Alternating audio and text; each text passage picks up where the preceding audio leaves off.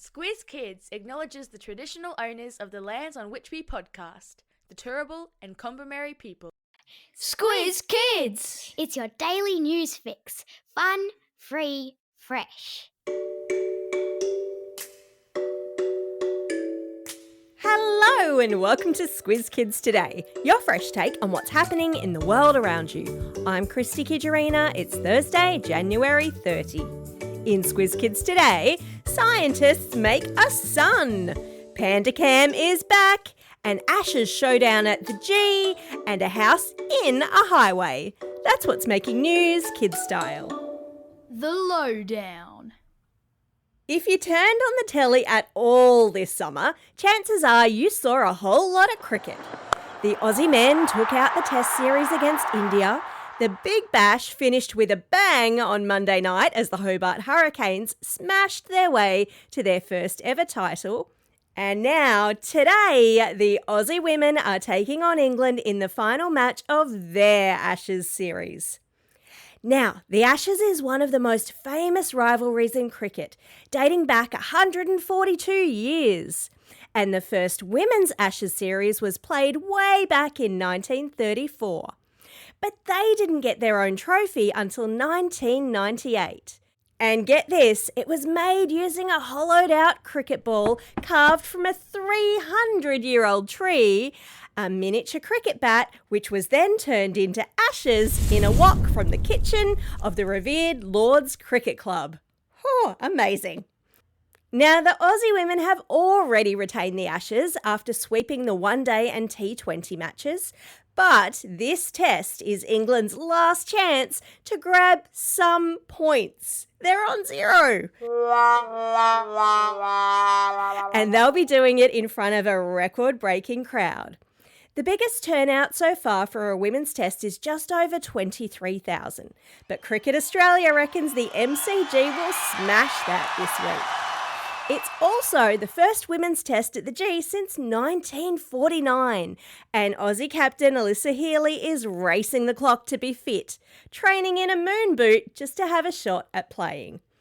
Oh, and if that's not enough cricket for you, the Aussie men started their series against Sri Lanka yesterday.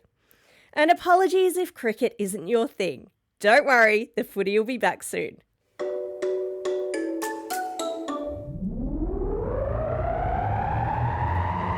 Spin the globe. Each day we give the world globe a spin and find a news story from wherever it stops. And today we've landed in Washington, D.C., the home of the Smithsonian National Zoo, where they have 2 brand new giant pandas. And Panda Cam is about to go live.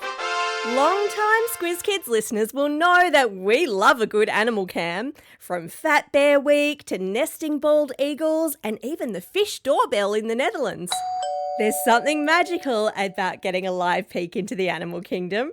Now it's the pandas' turn to shine. 3-year-old giant pandas Bao Li and Qing Bao made their debut last Friday, along with a sparkling new exhibit and an upgraded Panda Cam. Starting Saturday, footage from over 40 cameras will be streaming live from 10 p.m. to 10 a.m. Australian Eastern Standard Time. There are volunteers to ensure that we get the best panda playtime angles. There's a link to Panda Cam in your episode notes for when it goes live on the weekend. And if you're anywhere near Adelaide, remember you can see pandas IRL at the Adelaide Zoo. You lucky things. Weird science. Imagine creating a tiny version of the sun right here on Earth. Well, scientists in China have taken a big step in that direction. Their experimental fusion reactor has set a new record, running for 1,066 seconds, nearly 18 minutes, the longest ever sustained fusion reaction. So, what's that and why is it important, other than it just sounds amazing? Well, unlike today's nuclear power reactors, which split atoms, a process called fission, fusion smashes hydrogen atoms together, releasing a huge amount of energy. the same process that powers the sun. In fact, fusion reactions can produce about 4 times more energy than nuclear fission, and nearly 4 million times more energy than burning coal per kilogram of fuel. The best part? Fusion is clean. It produces no greenhouse gases and doesn't leave behind dangerous, long-lasting nuclear waste, making it a potential game changer in the fight against climate change. So while we're still a long way from fusion powering cities, scientists are making steady progress. And a sun on Earth? Well, not yet, but we're getting warmer.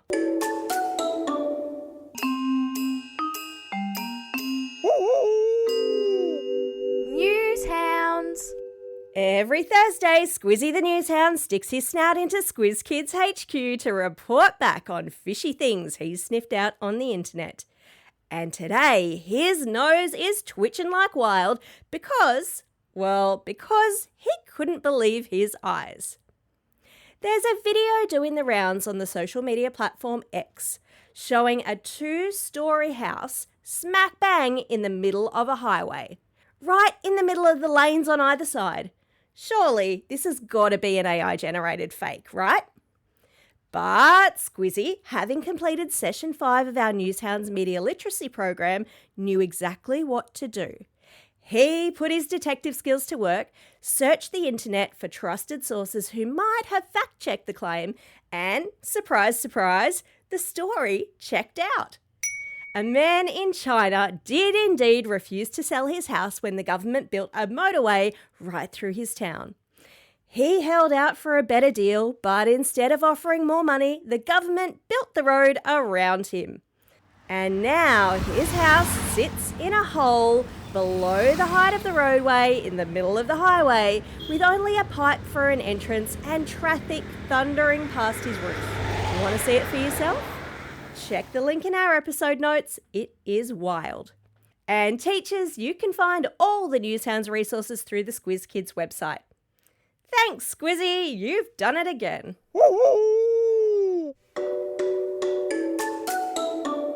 Time for the quiz. This is the part of the podcast where you get to test how well you've been listening.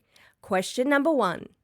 Which country does Australia play against when they play for the Ashes? That's right, they play against England. Question number 2. In which Aussie zoo can you visit a pair of giant pandas? That would be the Adelaide Zoo. Question number 3. What is the name of the nuclear reaction that takes place on the sun? Is it fusion or fission? Great work if you remembered that it's fusion, when 2 tiny atoms fuse together.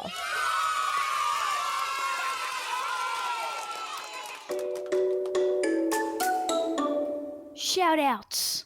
It's Thursday, January 30. On this day, way back in 1982, the first computer virus, created by 15-year-old Richard Skrenta, was released into the world. Get ready for this one, kids.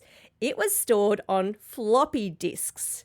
As Apple II systems had double floppy disk drives, if you booted the disk up while another disk was in the drive, it would infect it. And what did this virus do? Well, every 50th time an infected computer booted up, a poem would be displayed. Talk about simpler times. It's also a special day for these Squiz Kids celebrating a birthday today. Luke from North Maclean and Lincoln from Brunswick Junction.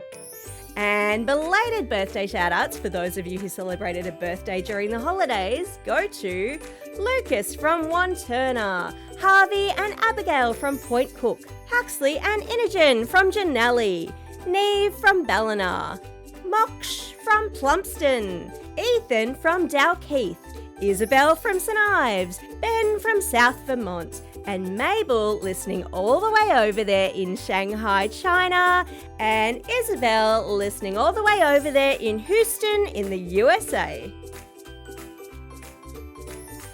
Don't forget, if you've got a birthday coming up and you want a shout out, or teachers, if you want to start the year with a special classroom shout out for your brand new class, just drop us a line at squizkids@thesquiz.com.au or fill out the form on our website. Well, that's all we have time for. Thanks for listening to Squiz Kids today. We'll be back again tomorrow with the Kids versus Adults Weekly News Squiz that you can now also watch on the Squiz Kids channel on YouTube. In the meantime, get out there and have a most excellent day. Over and out.